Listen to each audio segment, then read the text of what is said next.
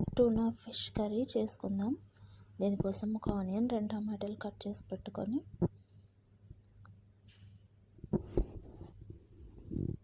గిన్నె తీసి ఆయిల్ వేసుకుందాం.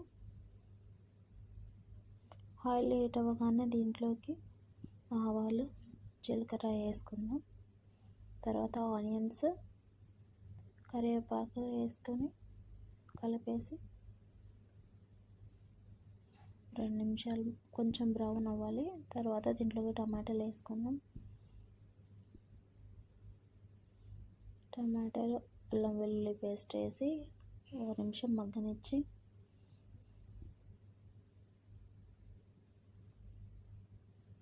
సాల్ట్, మిరియాల పొడి, పసుపు, స్పూన్ కారం వేసి కలిపేసి మూత పెట్టేద్దాం.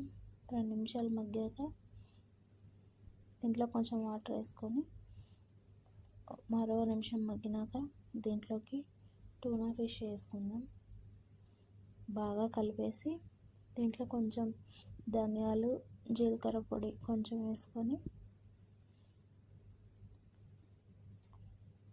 కలిపేసి మూత పెట్టేయాలి. 2 నిమిషాలు మగ్గితే ఇలా రెడీ అయిపోతుంది. Tasty tuna fish curry ready అయిపోయింది. రైస్లోకి కానీ చపాతీలోకి కానీ చాలా బాగుంటుంది. నచ్చితే మీరు కూడా ట్రై చేయండి.